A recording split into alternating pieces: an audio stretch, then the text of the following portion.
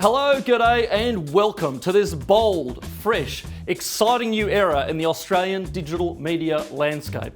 I'm Gideon Rosner, you're watching Spectator Australia TV, and this is the very first episode of CounterCulture, a show that's bringing together two of Australia's most patriotic, freedom-loving and anti-woke organisations, the Spectator Australia and the Institute of Public Affairs. So why counterculture? Well, Webster's dictionary defines counterculture as, quote, a culture with values and mores that run counter to those of established society. And that just about sums it up. On this show, we'll tell it like it is, we'll say no to political correctness, and we'll showcase the best of what the Specky and the IPA have to offer. So today, on our maiden voyage, on our first episode, we'll be hearing from the great Dr. David Adler on why we don't trust the medical establishment. We'll be hearing from Rebecca Weisser on what she thinks we should make of the Brittany Higgins saga. We'll be hearing from the IPA's own Daniel Wild on big tech tyranny. And from the Spectator Australia, our regular segments with Editor-in-Chief Rowan Dean on what's in this weekend's edition of the magazine, and Covers Editor the lovely Sarah Dudley on what's on the front page, our always hard-hitting front page of the Spectator Australia magazine. And finally, we'll be giving you a bonus sneak preview of our exclusive interview with former Prime Minister and Spectator Australia regular Tony Abbott. So let's get into it.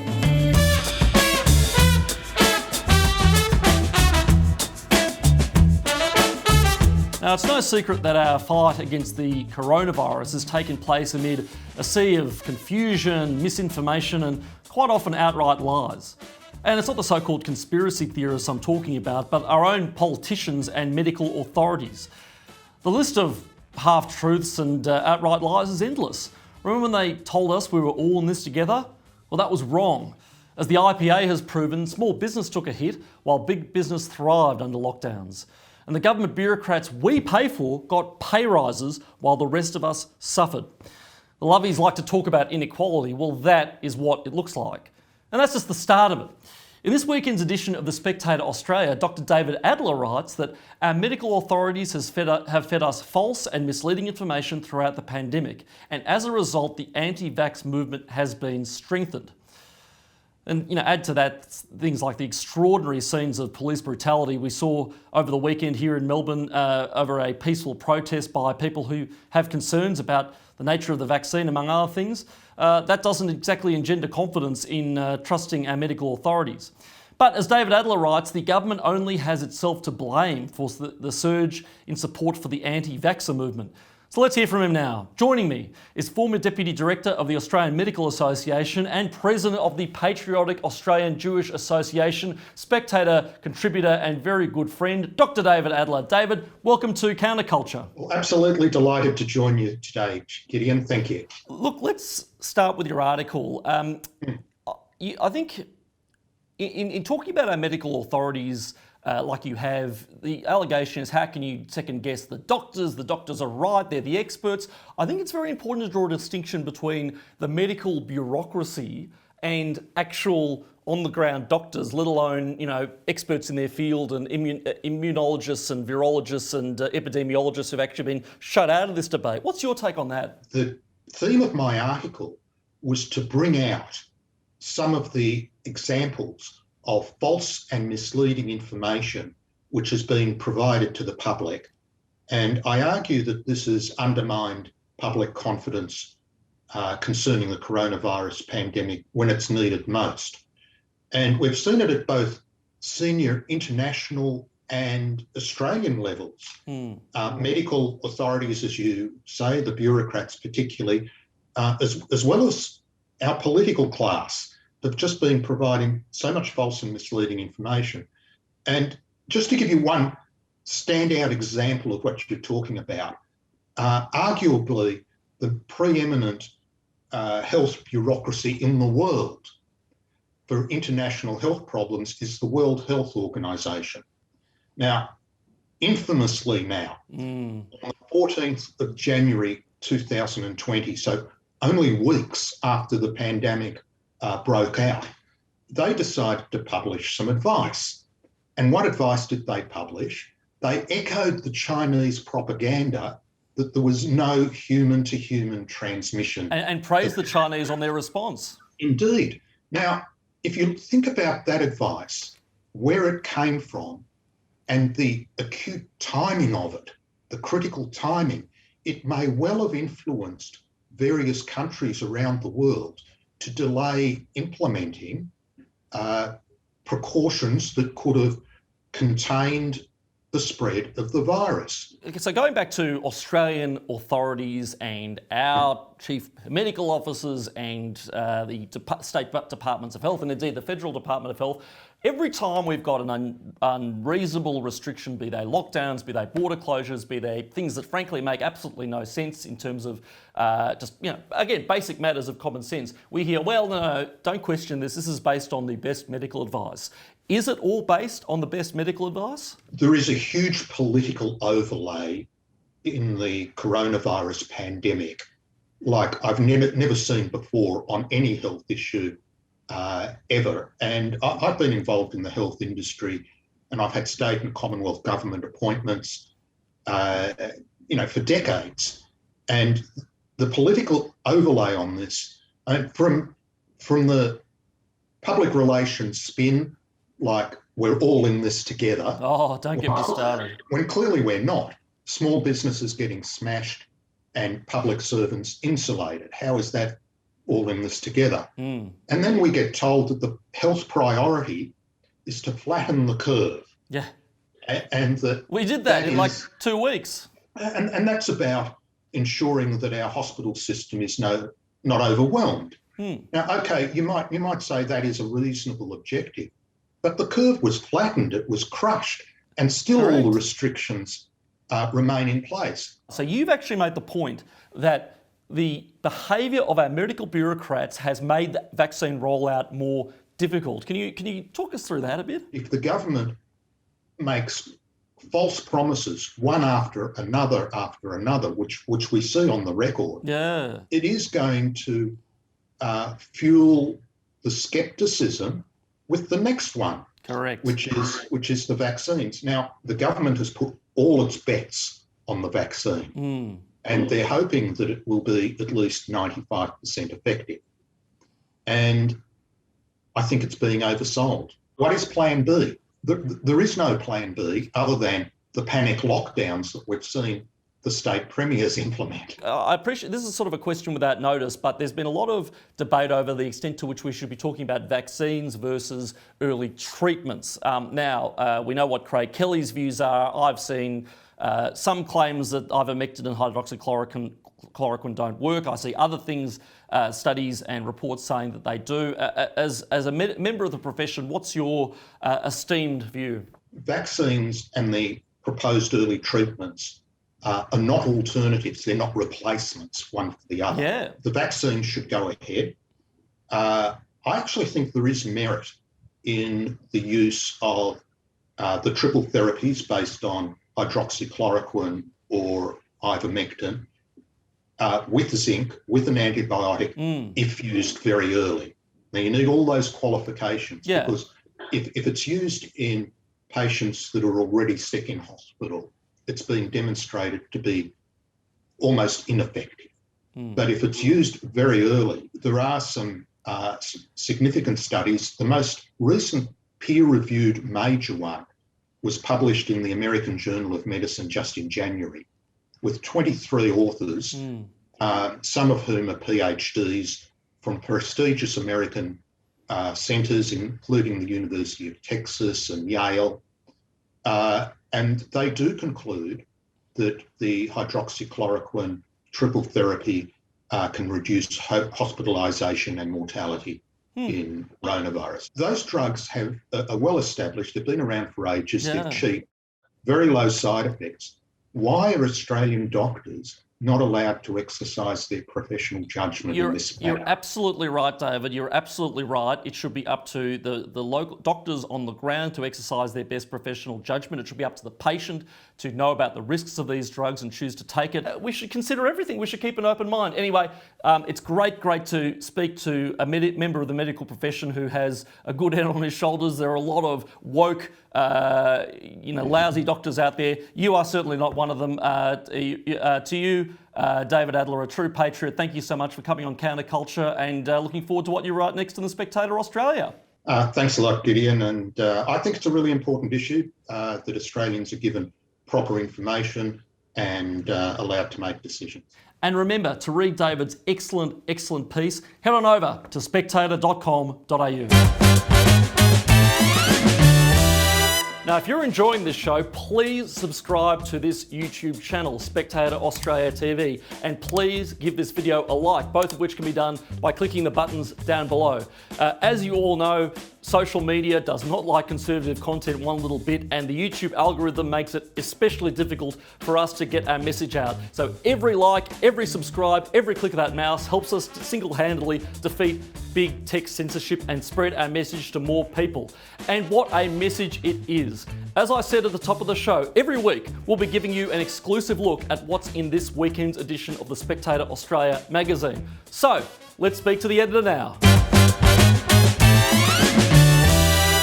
Well, joining me is our Editor-in-Chief, our Supreme Commander and Australia's Ayatollah of anti-wokeness, the great Rowan Dean. Rowan, great to speak to you on this first edition of CounterCulture and Spectator TV, Spectator Australia TV, I should say. How are you? Well, congratulations, Gideon. I'm very well, but I'm even happier that you've got Spectator Australia TV up and running, this brilliant show, CounterCulture. We've been working towards this for a long time, working in conjunction with you at the IPA. You, of course, are a great Spectator writer, as are many of your colleagues. Thank you. This is really exciting stuff for you to be able to interview writers of the Spectator, for you to be able to do interviews, give us your own incredible Gideon take on so much that is going on in the world. That could be a mixed really blessing. Really exciting for the Spectator Australia, so terrific job. I'm very mindful that in being given this gig, I am standing on the shoulders of giants, and that's not just the that's not me trying to flatter you, but necessarily, but with the Spectator Australia, but really the Spectator main brand in the UK. I mean, that is, I think, one of, if not the longest running magazines in the world? It is now the oldest, longest running magazine in the world. It's been going since the late 1700s with various different owners throughout its history. It's had a very colourful, checkered history, but all along it has always been about putting forward original, quirky, interesting, honest, truth-seeking takes on what is happening in culture, what is happening in politics, what's happening in life. One of the very, very first editions, Gideon, of The Spectator in the UK was an article. And remember, these used to be printed on little Roneoed sheets that they'd hand around the coffee houses of London back in the late 1700s. Hence the Spectator's coffee house for all things caffeine. We can talk about that in a second. But the coffee houses of London would hand out these little Roneoed leaflets, and people would write essays. And the Spectator was one of the very, very first ones there. It's the only one that still survives. Others were like Punch, and there were all sorts of famous names. That's right, Spectator is Punch. still here with us. Absolutely. Yeah. Now, what they used to do, one of the very first editions, Gideon, which you will love, of The Spectator in the UK, was a report, an article by a young journalist who was saying, we got to watch this bloke over in France. There's this young guy in the army called Napoleon Bonaparte. No way. Absolutely. Really? And they read about him first in The Spectator before he was anything. So there you go. That's the tradition we have to live up to. They're the giants whose shoulders we have to stand. So Napoleon's first profile piece was in The Spectator, you're saying? Exactly. And that brings us to this week's edition. You know, we had, you just spoke about Napoleon, the profile piece on a somewhat belligerent, very territorially ambitious statesman. As I'll talk about with Sarah Dudley in a minute, this edition of The Spectator Australia features another expansionist, iron fist type world leader, that is Xi Xinping. And we'll talk about what's in the edition in a little bit. But firstly, just to pick one example out of a not so strong leader, one of my favourite pieces in this edition was Judith Sloan, who had an absolutely fantastic takedown of boy wonder Zak Kirkup over in WA. I mean, the L-plate leader that nobody wanted, or his party room colleagues presumably did for some reason. Talk us through what Judith Sloan outlines in her piece about his crazy environmental policy. Judith, of course, comes from an economic background. She's very knowledgeable on anything to do with the economy and much else besides. She also has a wonderful writing style, and she has a great wit and great insights. And she doesn't beat about the bush, Gideon. She says, quite frankly, the WA leader is nuts and the WA policy is nuts. And this is this net zero policy that Zak Kirkup, his name is. She describes him as the teenage boy leader of the Liberal Party there in WA. She's not going to put his name and number in her Rolodex because she doesn't think his career has very far to go beyond the election in a few weeks' time. But she makes the point that West Australia to be embarking on net zero is just craziness. And she goes through the numbers, she goes through the details. It's built on this fantasy to do with hydrogen and unproven technology. It's all in her words, it's a complete misunderstanding of how the energy market should work and how the entire energy market and energy creation should work. It's a fascinating article. The other thing that gets me about Kirkup is one of many, many things, is recently WA was thrown into a 5-day lockdown over a single case. It was totally pointless, totally unnecessary, and comes after we had border closures in Fortress WA, which separated hundreds of families and has proven to be an all-round nuisance. And for all that, Zak Kirkup was given this brilliant issue, this pointless lockdown, and he not only supported it, he said, oh no, and this isn't even up for debate. Not up for debate, hello? What is going through this bloke's head? Well, this is what happens when political parties forget their roots, forget their basic set of values that the people who have supported that party for many, many decades believe in. And you have a situation here where they have decided, let's hop on the woke green agenda, and with, I think, disastrous results. And I think those results will be echoed in the election. Judith's piece is excellent. The edition is excellent as always.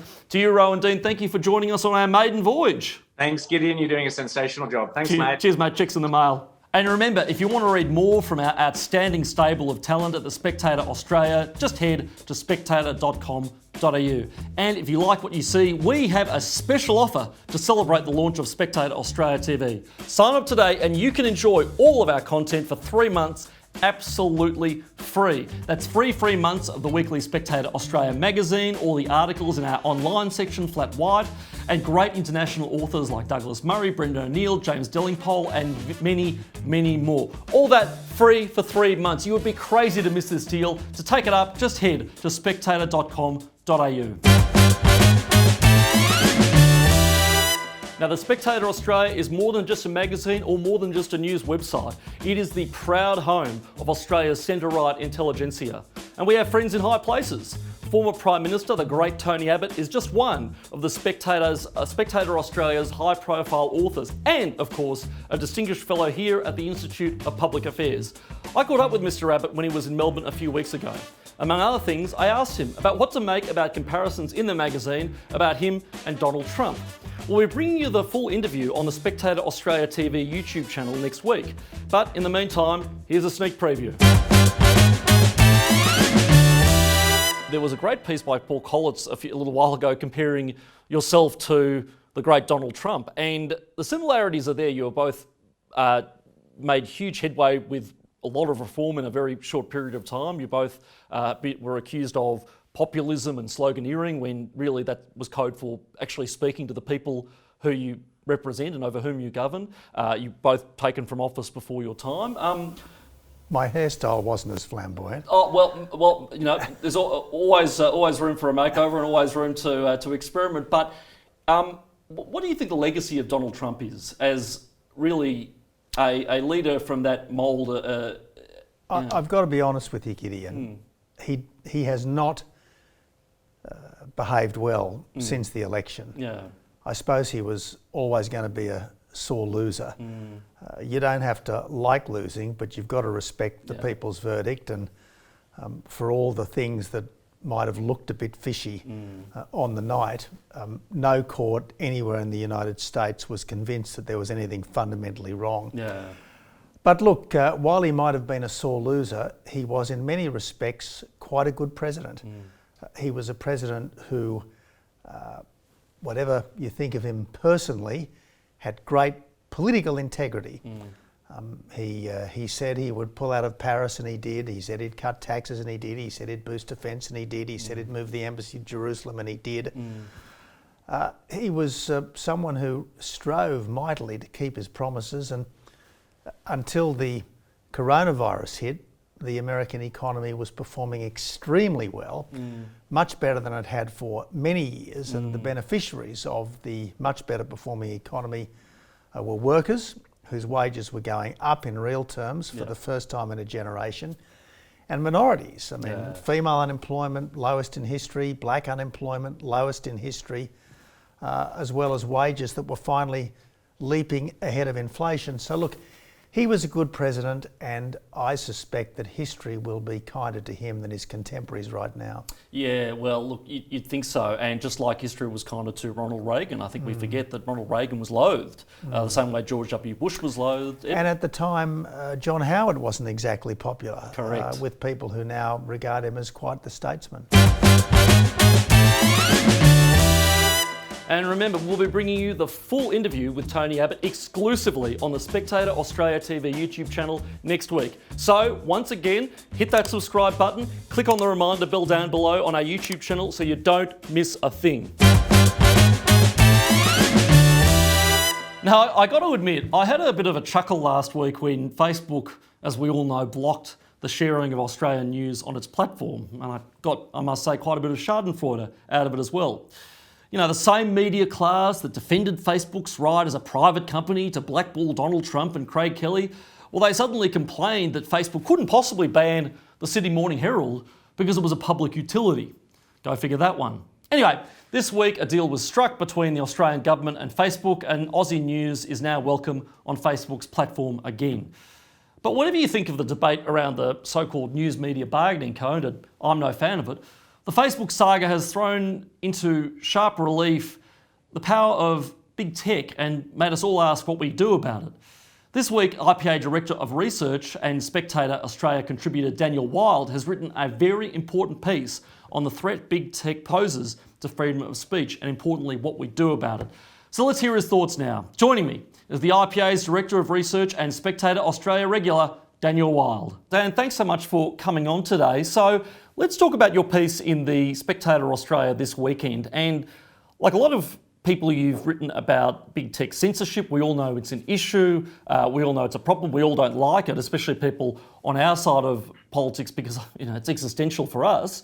But you've drawn the distinction between censorship by the state and censorship by a private company. Now, they raise separate issues, so can you talk us through that distinction? Yeah, sure, Gideon. So my article really focuses on some of the developments we've had over the last few years with the acceleration of censorship taking place by, mostly big business and tech companies. So these are the phenomenon like deplatforming and shadow banning and issues like that, which many listeners would be familiar with. Now, on the right, we've typically focused on government censorship, and public censorship and legal censorship of people, and with very good reason. So we have laws like Section 18C of the Racial Discrimination Act, for example, that have a very significant chilling effect on freedom of speech. And so we've had that big issue with public censorship, but the private side of things has grown over the last several years as well. On top of that, I don't think it's an either-or proposition. We now have an additional problem of private censorship on top of the public censorship as well. So,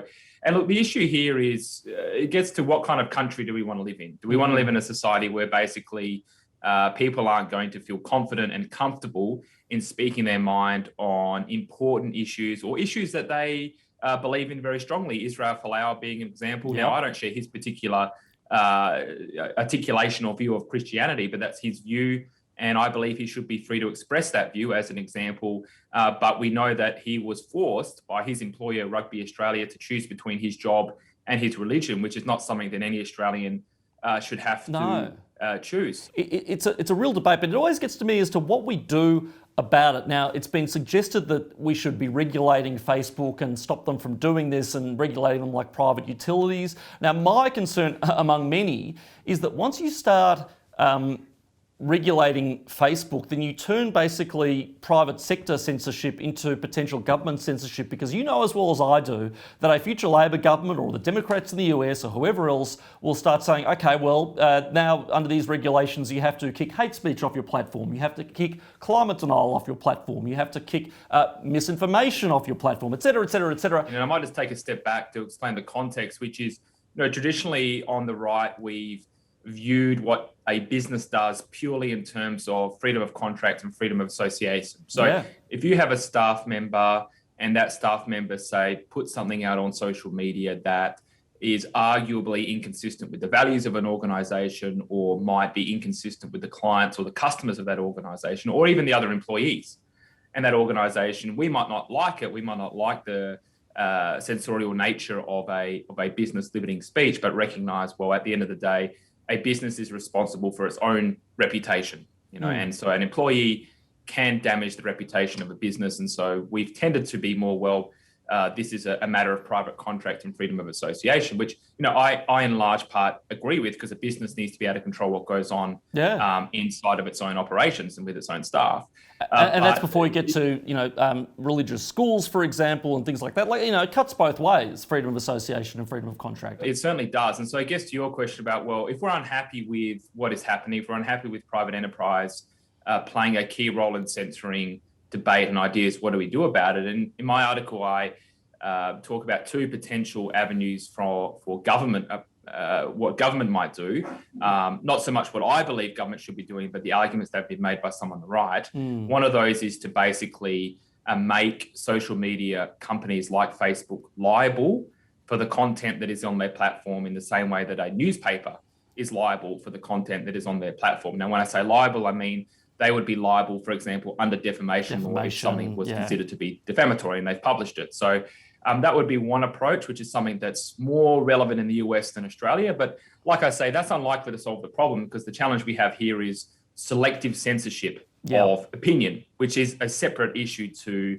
companies being liable for what's on their platform. The other approach is to basically add something like political opinion or political belief as a protected attribute, which is the legal term that is used in anti-discrimination law, in the same way that, race, religion, and gender is a protected attribute. And what that basically means in a nutshell is it would be illegal to discriminate against someone, like fire someone or not serve a customer, for example, because of their political opinion or belief.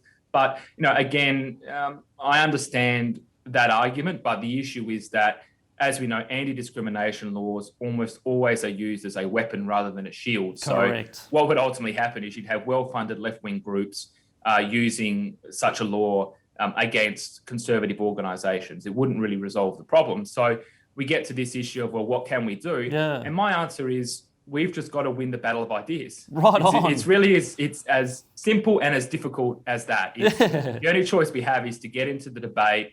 And there's a great debate going on about the future of our culture and the future of our way of life. And we have to win that debate, because if we lose that debate, there's not going to be any way of being protected. Yeah, that's a great message and a great take home, that we just have to double down and fight harder. And we have to outsmart these algorithms. We have to outsmart big tech. We have to beat them at their own game. I know building your own platform is sort of a cliched reply, and it's a little bit unrealistic in a few senses. But, we're used to getting through gatekeepers before, newspaper editors, TV producers.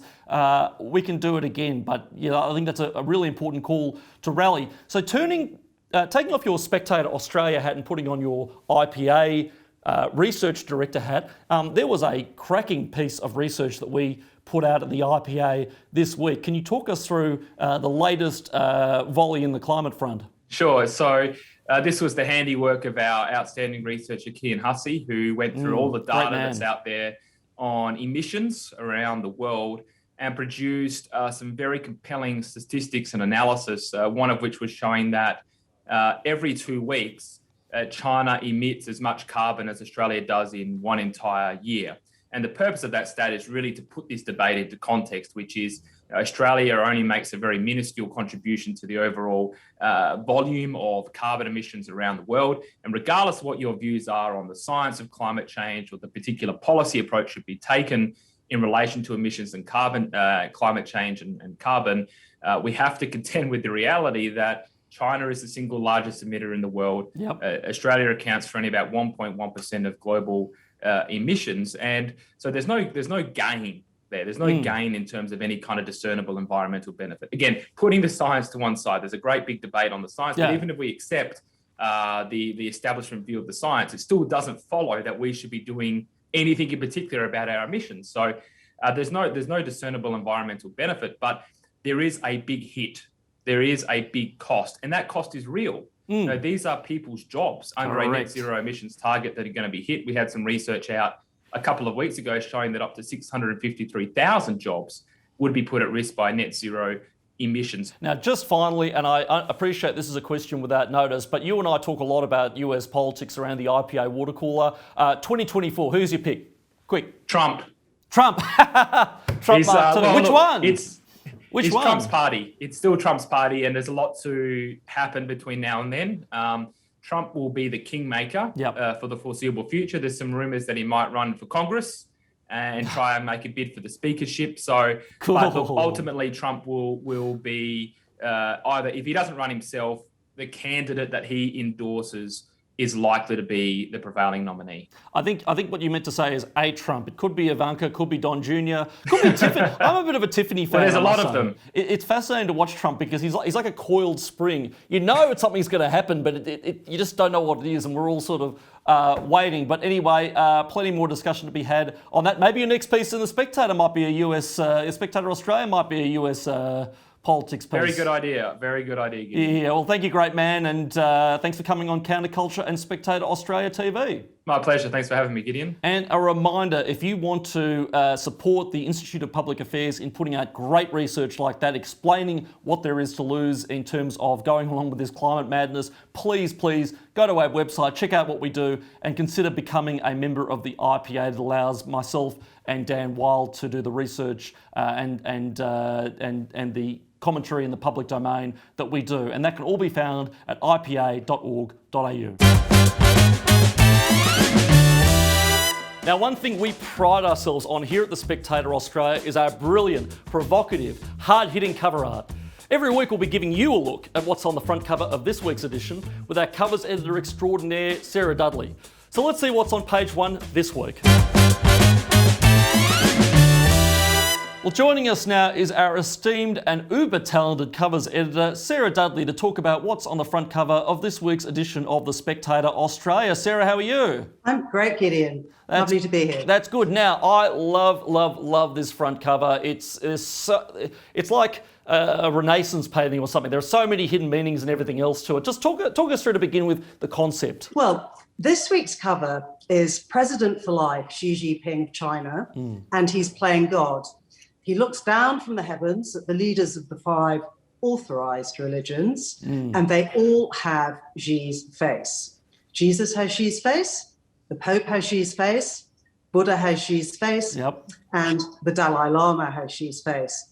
Because in China, there's only one deity, and that's Xi. And that's Xi. And what I love as well, that a lot of people might miss, is the little smiling Xi over the masthead, that little smiling Xi. It's very... That's the deity. That is the master from on high. You're free to practice any religion just as long as it's worshipping Xi Xinping and the CCP. I mean, this is... That's exactly right. But that's the point. That's the whole point. Authoritarian regimes hate religion because they don't like any competing source of authority, even God. But, you know, what I love about it also, the artwork is... It's very actually reminiscent of CCP-style propaganda or North Korean-style propaganda. It's got that sort of, all smiles, everybody's happy. It's... religious fervor, a religious painting to get all of that emotion into it, which is very much in the Eastern dear leader style. The other thing actually reminded me of the little shirtless Xi Jinping standing in for the Buddha. That reminded me a lot of actually Winnie the Pooh. And as we know, Winnie the Pooh is now banned in China because he looks too much like Xi Jinping. So the obvious question is, I know, a lot of our readership is from China. Are you worried that this will get the Spectator Australia banned from Chinese newsstands? I'm not quite sure what the readership of the Spectator is in China. I'll have to find that out. I saw it just in the Australian just now before we recorded this interview that China has lashed out at the Five Eyes Alliance on the basis that it represents, wait for it, white supremacy. I mean, the Chinese are so shameless. They're even borrowing words from wokeness. Well, they're just picking up on the Western zeitgeist, aren't they? Well, that's right. And I don't know what's worse, the fact that they are actually doing that or that people might actually fall for it and believe them. That's how, stupid the tenor of public debate is a lot of the time. But not here at the Spectator Australia, where we tell it like it is and see things clearly. But Sarah, well done on another sensational cover. I hope our sales don't plummet in China too much. But in the meantime, have a great weekend and looking forward to seeing what you come up with next week. You too, Gideon. Have a good one. And now let's see what else is going on in the Spectator Australia news media landscape. Federal MP and great friend of the Spectator Australia, Kevin Andrews, exposes the shocking religious persecution in China under Xi Xinping. That is our cover story, as you just heard, and you do not want to miss reading it. It is a must-read piece. Secondly, the legendary Jim Allen shares his harrowing experiences in a maximum security prison. Hotel quarantine. Judith Sloan, the irrepressible Judith Sloan, as I discussed with Rowan just earlier, fires off a spectacular takedown of W's greenhorn opposition leader, boy wonder Zak Kirkup. And online in our World section, Spectator UK contributor Kate Andrews takes a look at the US President-in-waiting, Kamala Harris. Or is that Kamala, whatever. It's going to happen, people. You just wait. Just head on over to spectator.com.au to have a read. And of course, as I said, sign up for 3 free months. You're crazy to miss it, of all the Spectator Australia's brilliant, provocative, hard-hitting, anti-woke, anti-PC content. And while you're there, be sure to sign up for Morning Double Shot, a daily email curated by our resident news hound, Terry Barnes. Morning Double Shot arrives at 7 a.m. each and every morning, chock full of must-know news, no-holds-barred views, and the very best of what Spectator Australia authors are saying about the issues that matter to you and matter to the country. So check it out, sign up, and be informed. Head to spectator.com.au. Now, this program is a co-production of the Institute of Public Affairs. For 78 years, the IPA has been Australia's voice for freedom, democracy, and the Australian way of life. We fight for freedom of speech, the power of the free market, an honest debate on climate change, and the timeless value of Western civilization. So please head to ipa.org.au and check out all our fantastic reports, articles, videos, and much, much more. And finally, please consider joining as a member and supporting our fight for Australia's future. It's all there at ipa.org.au. Well, I think I speak for most Australians when I say that the alleged rape of an unconscious woman in the office of a Minister of the Crown in Parliament House fills me with incandescent rage. It shocked all of us. But sadly, it didn't take long for the Brittany Higgins saga to go from something that united us all in disgust to just another political football.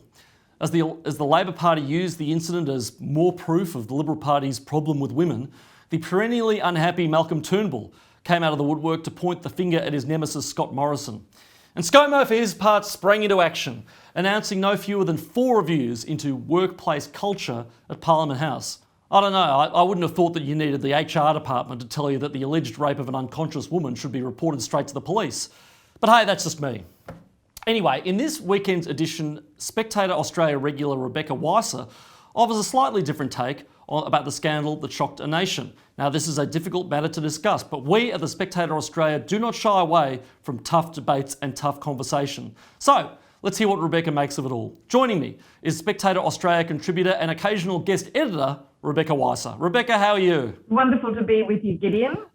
Great to have you here, as I said. Now, we at the Spectator Australia, we don't shy away from the difficult conversations, the hard issues, and you've written about a particularly difficult one this week, and that is the fallout over the Brittany Higgins saga. What do you make of it? We face a global pandemic which seems to be mismanaged on a global scale. And we face a threat from rising China, which looks within 2 years as if it could invade Taiwan. And here we have the Minister for Defence checking herself into hospital because she is so distressed, seemingly, about the handling of a staff issue 2 years ago.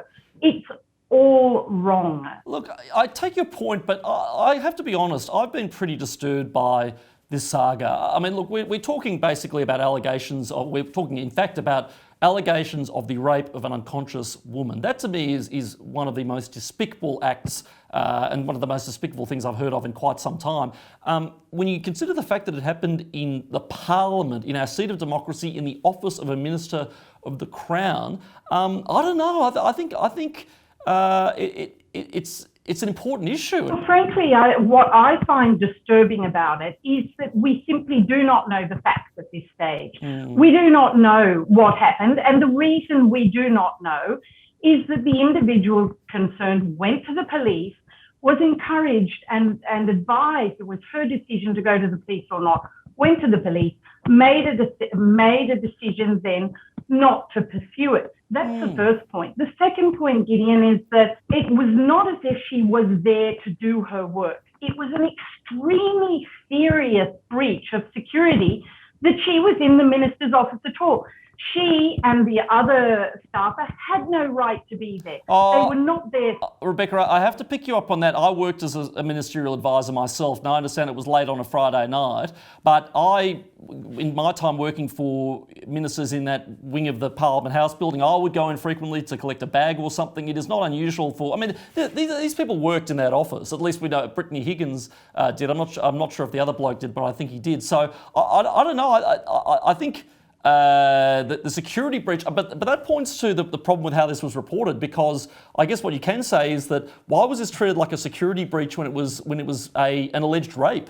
Until it is established in a court of law, the presumption of innocence must hold. Whatever conclusions the media or anyone else jumps to, people are innocent, have a right to their day in court, and the delay of justice has been because the staffer in question has not gone and has not followed through in a timely manner. Now, no blame attributed there, but do not complain about a delay to justice. True. Look, I take your point. Look, my view on the matter is there are all manner of reasons why victims might not go to the police in first instance and everything else. So I personally give Brittany Higgins the benefit of the doubt in all of that. But I think one thing we can probably agree on is that the discussion of the incident, or the alleged incident since, has gone from shock over what allegedly happened to a media feeding frenzy. And it's been particularly disappointing to see the Labor Party capitalise on this and really try to pin it directly to Scott Morrison. No, I don't think Scott Morrison handled it particularly well based on the reports I've seen. But to use an alleged incident as shocking as this to rehash the old argument the Liberal Party's got a problem with women, I actually find a little bit distasteful. I think it's absolutely shocking. But I think the media behaviour in this matter has been, in my opinion, very unprofessional. And we saw this with a recent case with two staffers who went to complain about the treatment that occurred in their circumstances, and which was reported extensively in the media before the staffers had even lodged a workplace complaint. What infuriates me about these cases, and I guess I should calm down, you can see. No, we don't like calm on CounterCulture. What is the point of having processes? What is the point of having the law?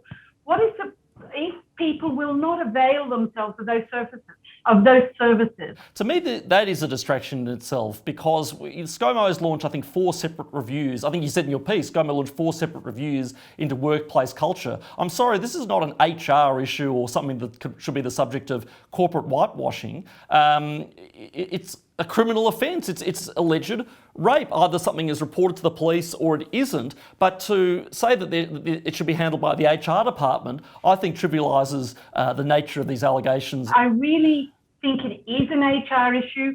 A minister of the Crown has a responsibility to do their job, and this matter is for HR. That does not trivialise it. There are also rape crisis centres, and this person should avail themselves of those services. That is a fair point. So, Rebecca Weisser, thank you so much for coming on. We love a bit of debate and discussion here on CounterCulture and Spectator Australia TV. And as always, can't wait to see what your next offering is for the Spec. Hey, it's always a pleasure. Great to talk to you, Gideon. Cheers, Rebecca. Thanks. Well, that's it for this first edition of CounterCulture right here on Spectator Australia TV. Please leave a comment below. Please join in the discussion. Let us know what you think about vaccines, big tech, Brittany Higgins, or anything else we've talked about today. We'd love to hear what you think. We love fiery debate. We love honest conversation. That is what we're all about here at the Spectator Australia and Spectator Australia TV.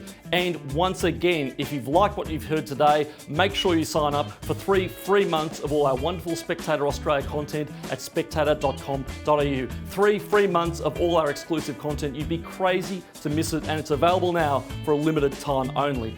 And finally, remember to like and subscribe to this video using the buttons below. As I said before, every click, every like, every share, it helps us defeat big tech censorship and get our message out and tell Australians what they need to hear. So, until next week, thank you for joining me on this first episode, and have a great weekend to Patriots all.